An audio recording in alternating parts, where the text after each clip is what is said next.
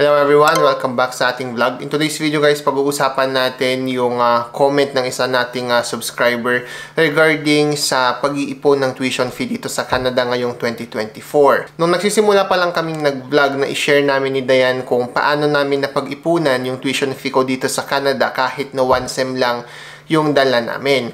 Pero with all the changes ng economy ng Canada sa rules ng study permit holders, nag-iba na yung dynamics niya.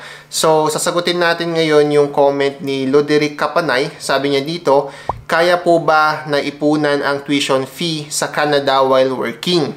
This question is very broad kasi madami pa tayong kailangang tignan or assumptions na kailangang i-take para masagot natin siya ng medyo tama-tama.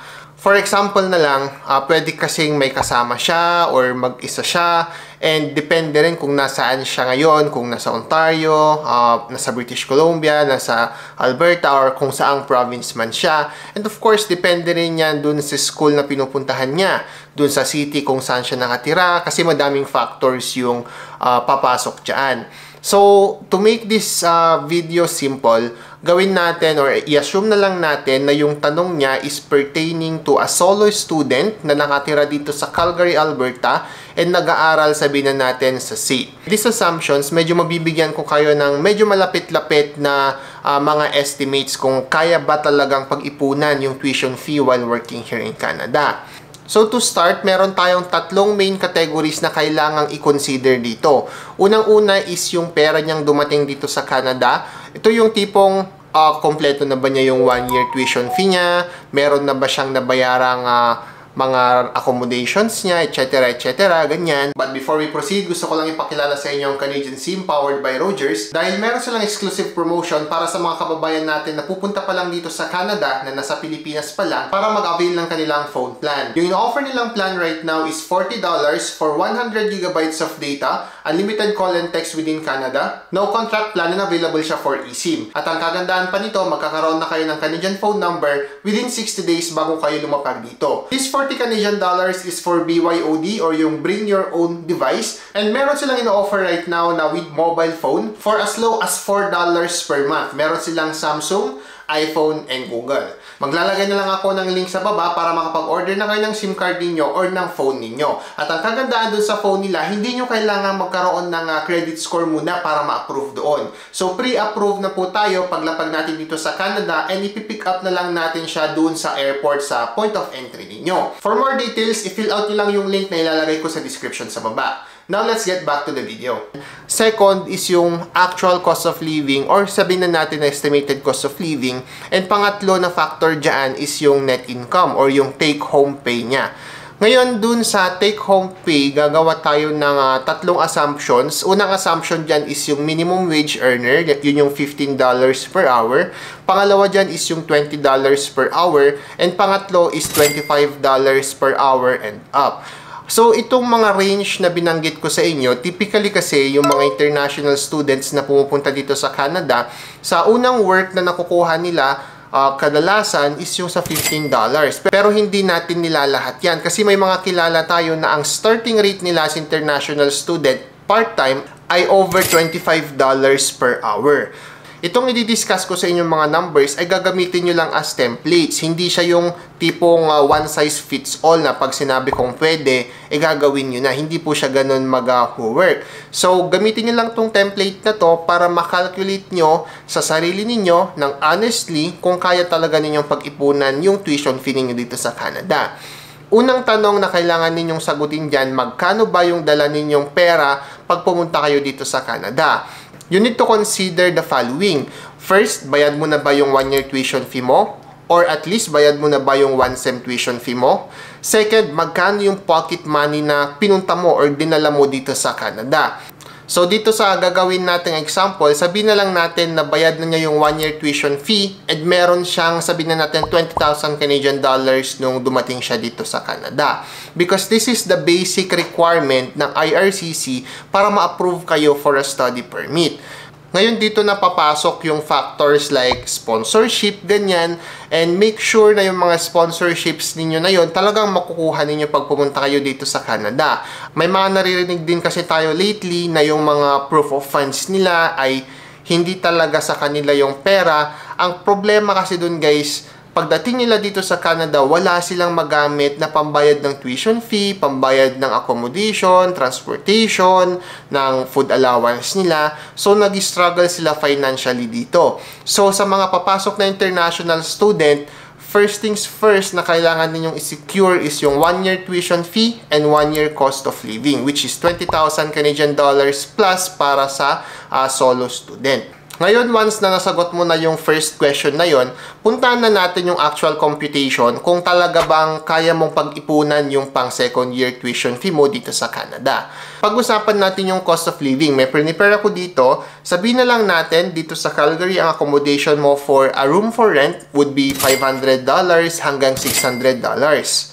This room for rent will be a shared accommodation sa isang townhouse or sa isang bahay. This estimate is actually cheap na compared mo sa actual rental market ngayon dito sa Calgary.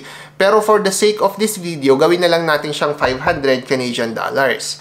Sa food and others mo, ito yung pang grocery mo, food allowance mo, ganyan, kung magda-dine out ka man or something, mag-set tayo ng $300. Kasama na rin dito yung mga toiletries mo, yung toothbrush, toothpaste, toilet paper, shampoo, sabon, whatever. So, lahat na yan kasama na dun sa $300. Next, kailangan mo is communication. Sa communication, sabihin na natin makakakuha ka ng $50 per month na phone plan. Or sabihin na natin yung, alam mo yun, yung SIM card only, yung BYOD kung tawagin nila dito sa Canada, or yung bring your own device. So, that's $50. Yung transportation mo, ito mag-a-apply lang naman ito kapag wala kang university pass or yung U-Pass kung tawagin. So, naglaan tayo dito ng 120 Canadian dollars and then other expenses of $200 for a total of 1,170 Canadian dollars per month. Yan yung typical na range ng expenses dito sa Canada para sa solo student. Itong estimate na to, syempre guys, magbabago yan. Depende na sa gaano ka katipid, kung may kilala ka dito sa Canada or sa pupuntahan mo na makakatulong mag-alleviate ng mga costs na mga yon. So, ang total mo is 1,170 per month. Ngayon, puntahan natin yung sa salary side or yung sa net income mo. Kasi ito yung isang kailangan mong i-consider sa equation natin. Sabi ko nga sa inyo kanina, mag-a-assume tayo ng $15, $20, and $25. Ngayon kasi, sabi ng IRCC, intention nila na pataasin yung working hours ng mga international student from 20 hours per week, gagawin nilang 24 hours per week. Kaya in this video, i-assume na lang natin na hanggang 24 hours ka pwedeng mag-work per week. Ngayon, based on our calculation, kapag 24 hours ka at $15 per hour, ang weekly na gross income mo would be 360 Canadian dollars. Kapag $20 per hour ka naman, that would be 480 Canadian dollars. And kapag $25 per hour ka naman, ang magiging weekly mo ay 600 Canadian dollars. Take note, this is your weekly gross income. Hindi pa to nababawas yung EI or yung employment insurance, yung CPP or Canadian Pension Plan, yung inyong mga income tax and everything. Ngayon, i-compute natin siya on a monthly basis. Sa pagko-compute ng monthly income, madaming nalilito dito, lalo na sa pag-compute kung ilang weeks ba talaga ang nasa isang buwan, di ba? Minsan kasi 4 yan, minsan 5. So, ang gagawin natin dito guys is yung average na weeks per month, which is 52 weeks divided by 12 or that's 4.33. So, kapag i-multiply natin yung gross mo ng 4.33, yung magiging monthly mo would be $1,558.80 kapag $15 ka, $2,078.40 kapag $20 per hour ka, and $2,598 naman kapag $25 per hour ka. So, itong mga binanggit natin na ito is gross income pa lang yan. Ngayon, para maibawas mo na or para ma-predict mo na kung magkano ba yung ikakaltas sa'yo later on pag nandito ka na sa Canada, i-assume mo na lang na 20% ng gross income mo would go to your income tax, CPP, at saka sa EI. Rough estimate na lang yon. Pwedeng bumaba yan, pwedeng tumaas yan, depende kung magkano yung gross income mo. So, for the sake of our calculation, kapag $15 per hour ang sahod mo, ang net income mo after tax for a month is 1,247. Kapag $20 per hour ka naman, ang neto mo ay 1,662. Kapag naman $25 per hour ka, is 2,078. So, from this calculation, ibabawas mo lang yung nauna na nating inestimate kanina na cost of living mo na 1,170. Again, this 1,170 can vary. Pwede yang umakyat, pwede yang bumaba, depende sa circumstances mo. Gaya nga ng sabi ko sa inyo kanina, kung meron na kayong UPass, hindi mo na kailangan bumili ng bus pass, so mawawala agad dyan yung 120 Canadian dollars per month. So, kapag binawas natin yan, ang savings per month mo kapag 15, 20, and 25 ka would be $77, $492, and $908 respectively. So, yun yung monthly na savings mo kapag nag-work ka sa mga ganong jobs, 15, 20, and 25. Ngayon, ang susunod na titignan natin dyan, magkano ba yung tuition fee mo per sem? Normally, dito sa Canada, ang per sem natin nasa 6,000 up to 10,000 Canadian dollars. Minsan, umabot pa yun ng 12,000 to 13,000 Canadian dollars per sem. Pero may mga schools din naman na as in mabababa talaga. Pero punta tayo sa average lang. Sabihin natin 10,000 Canadian dollars per semester. Yon. So, kung 10,000 Canadian dollars per semester at ang isang semester ay 4 months, at ang savings mo per month, sabihin na natin na sumasahod ka ng $25 per hour, ang savings mo per month is $908.40.